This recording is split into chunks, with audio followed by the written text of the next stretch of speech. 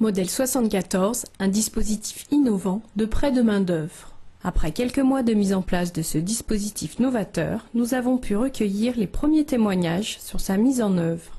Rencontre avec Baptiste Dumas, qui nous explique l'origine de ce dispositif. Dans le cadre de ces activités, CIRAC a porté l'initiative d'un projet totalement expérimental sur le bassin d'Annecy, avec les pouvoirs publics, les partenaires sociaux, des entreprises, pour tester un outil légal qui s'appelle le détachement ou le prêt de main-d'œuvre, mais qui s'avère être totalement sous-utilisé ou inutilisé en France.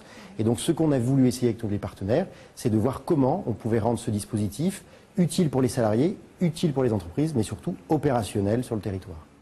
5 entreprises pilotes ont signé une charte avec Modèle 74.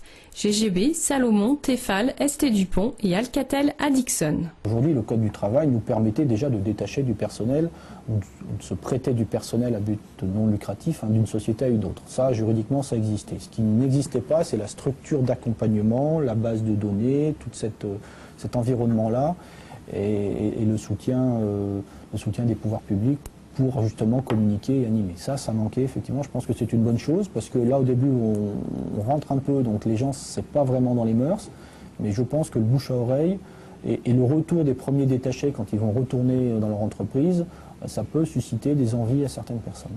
En effet, dans le cadre de Modèle 74, les salariés sont accompagnés durant la période de détachement. Avec les 3 autres accompagnateurs RH, c'est-à-dire le CIBC et le CIDFF, notre rôle est d'accompagner les salariés durant la période de détachement.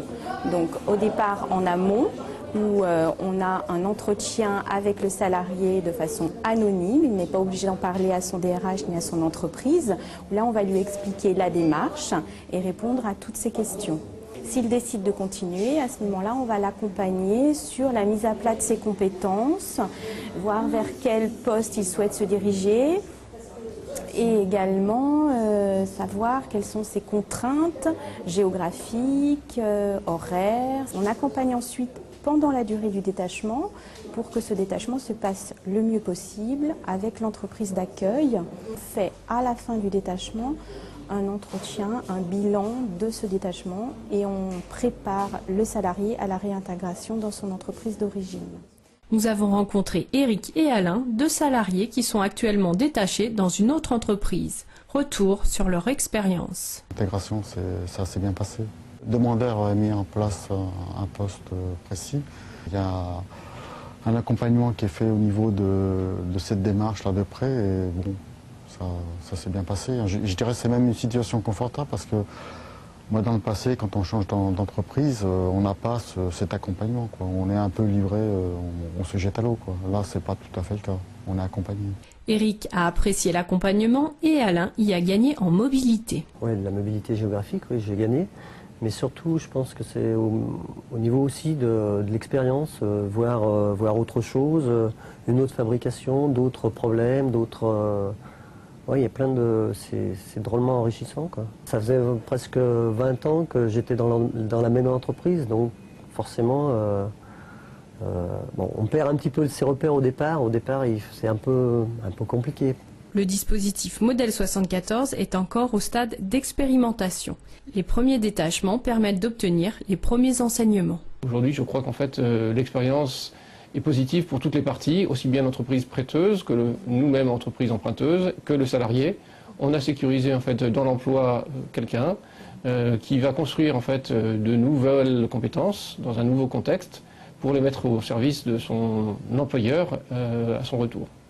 Philippe Dumont, directeur régional adjoint de l'unité territoriale de la Directe, soutient le dispositif Modèle 74. L'État a surtout aussi voulu être aux côtés des porteurs de projets dans un dispositif, je le rappelle, expérimental, financé aussi par le Conseil régional et surtout suivi dans le cadre d'un comité de pilotage par l'ensemble des partenaires sociaux. L'enjeu aujourd'hui pour l'ensemble des partenaires est de bien faire connaître ce dispositif pour qu'il puisse susciter une adhésion à la fois d'autres entreprises qui pourraient participer à la démarche et également des salariés qui pourraient également en bénéficier.